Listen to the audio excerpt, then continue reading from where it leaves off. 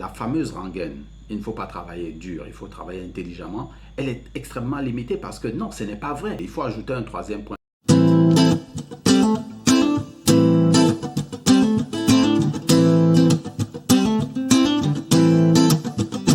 Bonjour et bienvenue à cette vidéo. Je suis Didier Maillet de Bidiflin.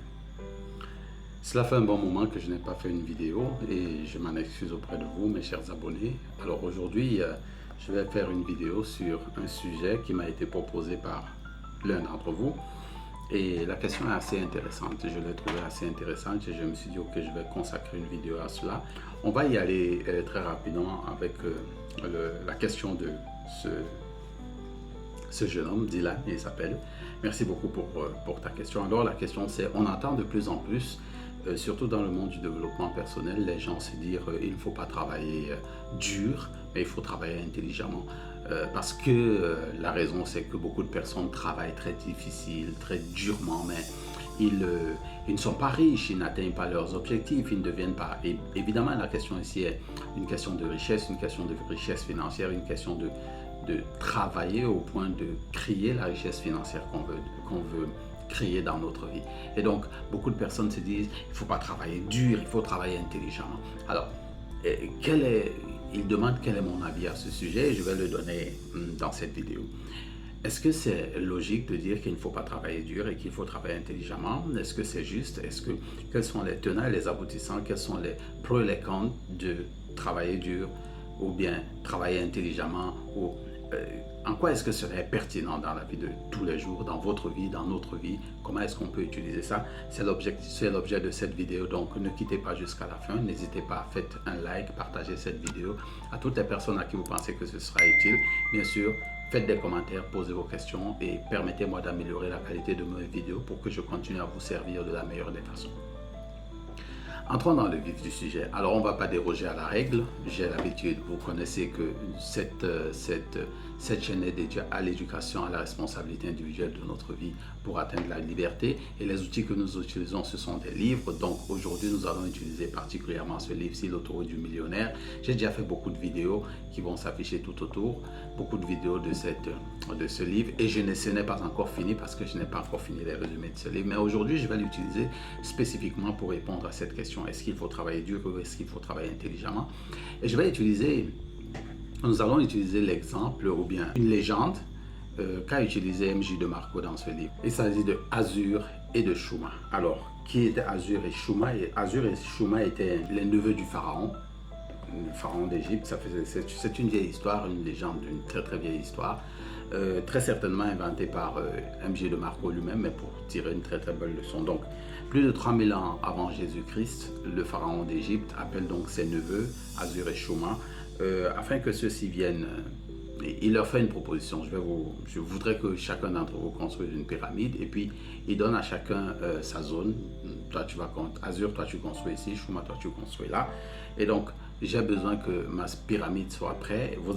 Prenez le temps qu'il vous faut, mais celui qui ne me construit pas la pyramide, il va subir des conséquences. Et celui qui construit sa pyramide, eh bien, je vais le couvrir d'or, etc., etc. Vous connaissez la rengaine. Aussitôt donc que le roi demande cela, Azur se met au travail. Azur, il se met directement à aller transporter les pierres, à venir construire la pyramide. Pendant ce temps, Shuma, lui, il est aux abonnés absents. On regarde son terrain, il n'est pas là. Mais qu'est-ce qui... Donc, Azur, lui, il s'en fout, il se lance, il commence à travailler, allez, la première base de sa pyramide sort, il continue, il transporte les pierres à la dure, hein, avec la force de ses bras. Et allez, le premier niveau de la pyramide est fini, tout le village est là pour l'acclamer, tout le monde est content, vraiment, tu es un bosseur, tu bosses dur. Deuxième niveau, il continue toujours, mais le côté de Shuma, il n'y a rien. Mais qu'est-ce qui se passe, Shuma? Et un jour, Azur, je décide, non, je vais aller rendre visite à mon frère, c'est pas possible. Le roi a donné un travail, comment ça se fait que plus d'un an après, tu n'es en train de rien faire? Il va toquer chez Shuma. Shuma, il lui dit, mais écoute, qu'est-ce que tu fais? Dis donc, la pyramide, il faut la construire. En fait, il est entré chez Schuma, il l'a trouvé avec des papiers en train de dessiner partout, avec des maquettes, des trucs. Mais qu'est-ce que tu fous, dis donc? On te demande de construire une pyramide et puis toi tu es là avec tous ces gadgets, mais le roi va certainement te pendre.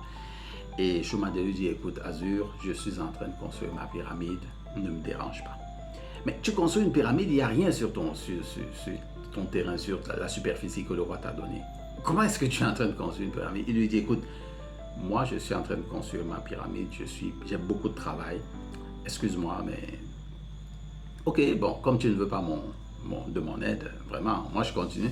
Et puis, Azur est parti continuer son travail, il a continué, il était au 2e niveau, et puis arrivé au 3e niveau, il fallait, vous savez, les pyramides, c'est avec des gros blocs de glace, de briques. Maintenant, il faut les monter. Au 3e niveau, ça devient plus laborieux. Alors, il se fait donc entraîner par le gars le plus fort d'Égypte de l'époque pour qu'il puisse réussir à soulever les briques pour les hisser au 3e niveau. Mais c'est très, très difficile. Bon, mais il prend quand même des cours, ça lui coûte de l'argent, mais il se booste auprès de l'entraîneur qui l'encourage, mais finir quand même son 3e niveau, c'est pénible. Au bout d'un certain temps, Azur, c'est lassant, c'est difficile. Bon, la population qui l'entourait a commencé à se dire, ok, ben, ça va aller, mais il n'y avait plus trop d'engouement autour de lui. Seulement quelques temps après, l'engouement, il a commencé à entendre l'engouement de l'autre côté. Mais qu'est-ce qui se passe? Il y a tout un tintamarre de l'autre côté. Et il y a Schuma, en fait, qui était en train de venir avec un engin bizarre, un engin avec des tentacules, des trucs, etc. Et finalement, Schuma a commencé à construire sa pyramide. Là où Azur a mis 1 an pour faire la première base de sa pyramide, Schuma a fait 40 jours avec sa drôle de machine. Et finalement, je vais raccourcir l'histoire, quelques années après, au bout de 3 ans, 4 ans je crois, Schuma a terminé sa pyramide, alors que Azur, il était encore au 4e niveau en train de trimer pour faire monter bien sûr les blocs de briques au 4e niveau, ce qui devient extrêmement pénible. Et la morale de l'histoire, c'est qu'à la fin, bon, Schuma a été couvert de cadeaux. Azur, lui, à la fin, il est mort sans avoir jamais terminé sa pyramide, mais il est mort parce que par têtudesse, il n'a pas voulu changer de méthodologie, etc. etc. Alors, dans cette histoire, lorsque vous regardez cette histoire, qu'est-ce qui vous vient le plus vite à l'esprit? Qui des deux a travaillé dur et qui des deux a travaillé intelligemment? Beaucoup de personnes trancheraient que oui, Azur, lui, il a travaillé dur et pourtant Schuma, lui, il a travaillé intelligemment. Non, il n'en est rien. Tous les deux ont travaillé dur, tous les deux ont travaillé intelligemment, mais il y a une différence entre les deux. 2 différences fondamentales que nous avons constatées. La première différence, la première chose, c'est que les deux ont travaillé dur. Écoutez, quand vous entrez dans un atelier, que vous devez créer un engin comme une grue, c'est extrêmement laborieux comme travail intellectuel. C'est laborieux, ça demande du travail. Et puis les gens, quand vous travaillez de façon intellectuelle, vous êtes épuisé à la fin de la journée. Vous pouvez le savoir, vous pouvez le voir, parce que la quantité d'énergie que vous dépensez à travailler intellectuellement pour créer un instrument, c'est de l'énergie physique que vous perdez. Parce que si vous ne mangez pas, vous sentez cette fatigue physique. Et pareil pour Azur, de son côté, travailler dur, soulever tous ces blocs de pierre, c'est un travail difficile, c'est rude physiquement. Hein, c'est rude physiquement. Donc, des deux côtés, les gars travaillaient dur. Et en plus, du côté de Schuma, lui, il fallait qu'il crée des maquettes, il fallait qu'il teste, il fallait qu'il aille sur le champ, sur le terrain, voir si ça fonctionne, revenir, retravailler, etc., etc. La même chose pour Azur. Donc, les deux ont travaillé vraiment physiquement, c'était pénible.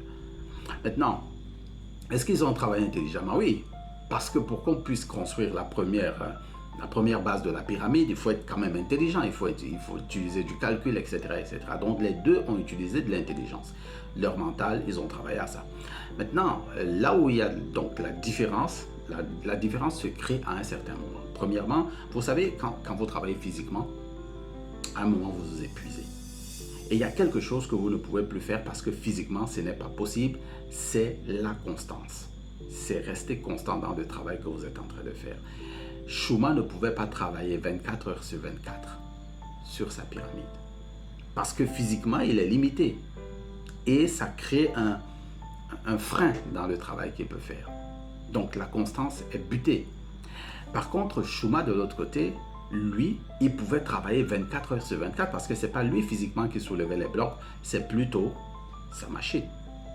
Donc, il y a un élément qu'il faut ajouter sur ce point, la constance. Parce que c'est la constance qui permet d'atteindre les résultats. Pourquoi je peux me risquer de le dire? Shuma a travaillé longtemps. Imaginez-vous, il est en train de travailler, il faut bien qu'il se repose, il faut bien qu'il mange. Mais la pyramide, elle ne va pas attendre, il faut qu'elle soit construite. Et il doit recommencer à chaque fois. C'est pareil pour Shuma. Donc Shuma, lui, c'est beaucoup plus facile parce que il peut décider de travailler parce qu'il va dépenser le moins d'efforts parce qu'il a sa grue qui va lui permettre de faire ce travail. Donc il peut travailler tous les jours, 7 jours sur 7, pour réussir à continuer avec sa pyramide, mais en produisant un très petit effort. Je vais prendre un parallèle pour vous expliquer que la constance fait la différence.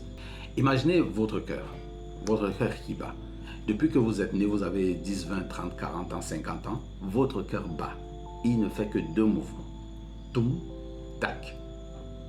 Mais imaginez-vous que votre cœur se décide, ok, je vais prendre un peu de repos pour 2 minutes. Qu'est-ce qui va se passer? Mais vous allez mourir sec. C'est fini. Pareil pour beaucoup de choses dans la vie. Si vous regardez le soleil, si le soleil décide de prendre un mois de repos, mais on est tous morts. Si la lune décide de se reposer, on est tous morts. Donc c'est la constance qui crée la vie. C'est la constance la constance est un des facteurs qu'il ne faut absolument pas négliger. Pourtant, dans la fameuse rengaine, il ne faut pas travailler dur, il faut travailler intelligemment. Elle est extrêmement limitée parce que non, ce n'est pas vrai. Il faut travailler dur, il faut travailler intelligemment, mais il faut ajouter un troisième point, c'est qu'il faut être constant dans le travail. Si vous n'êtes pas constant, tout tombe. Et c'est ce qui s'est passé avec Azur. Parce que Azur a travaillé dur, il a travaillé intelligemment dans une certaine mesure parce que il fallait recorriger son intelligence. Mais ça, c'est un autre point. Donc, mais il fallait ajouter la constance. Et la constance n'était pas présente. Où est-ce que l'intelligence, ça c'est le premier point, d'accord? Retenons que premièrement, il faut travailler dur, il faut travailler intelligemment, mais il faut ajouter de la constance. Mais j'ai commencé par le point de la constance. Maintenant, le point de l'intelligence entre ici en compte parce que lorsque Azur s'est rendu compte qu'avec ses efforts physiques, il ne pouvait pas arriver et qu'à côté, il y avait une grue, il devrait réfléchir d'une nouvelle façon, à sa façon de travailler. Et beaucoup de gens ne réfléchissent pas à la façon dont ils exécutent les tâches. C'est-à-dire qu'ils n'améliorent pas la qualité de leur intelligence. Et c'est ça qui crée le problème. Aussi, parce qu'il y a déjà le premier point de la constance. Mais si vous travaillez dur, mais que vous n'y associez pas de l'intelligence pour corriger votre façon de travailler, mais vous allez travailler laborieusement sans avoir de résultats. Et c'est ce qui s'est passé avec Azur. Donc, la rengaine qui dit qu'il faut travailler, il ne faut pas travailler dur, mais il faut travailler intelligemment, elle est fausse. Moi, pour ma part, elle est complètement fausse parce que ce n'est pas vrai. Il faut travailler dur, il faut travailler intelligemment, mais il faut ajouter un troisième point là-dessus, il faut travailler avec constance. Travailler dur, travailler intelligemment et travailler avec constance. Donc, est-ce qu'il faut travailler? Est-ce que le travail dur, ça ne paye pas? Ben, ça paye, mais vraiment pas grand-chose. C'est des radis. Ok? Travailler dur et intelligemment, est-ce que ça paye? Oui, ça paye, mais pas suffisamment. Travailler dur, intelligemment et avec constance, ça paye à 100%. Parce que vous pouvez ne pas avoir le résultat aujourd'hui. Regardez Shuma. Il a dû attendre 3 ans de travail constant pour pouvoir créer sa grue. Et maintenant, les 4 années qui ont suivi, il avait un travail constant pendant 7 ans pour gagner les résultats. Beaucoup d'entre nous veulent travailler juste 2, 3, 4 jours et avoir les résultats. Ça ne se passe pas comme ça. Le travail, pour en avoir les gains, il faut travailler dur, travailler intelligemment et être constant dans une certaine période de temps. Parce que avoir des résultats, ça demande du temps. Tout demande du temps.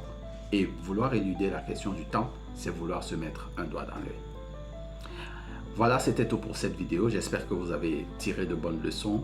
Travaillez dur, travailler intelligemment et travailler avec constance sur une longue période de temps. Dites-moi ce que vous en pensez en commentaire. Partagez cette vidéo à toutes les personnes à qui vous pensez que ça pourrait être nécessaire. Bien sûr, si vous avez des questions, posez des questions. Si vous avez des contre-avis que le mien, eh bien, c'est votre droit. Postez-nous aussi ces contre-avis, comme ça, je pourrais faire une autre vidéo pour ajuster le tir. Et merci beaucoup d'avoir suivi cette vidéo jusqu'à la fin. N'oubliez pas, soyez différents. Rendez-vous à la prochaine vidéo.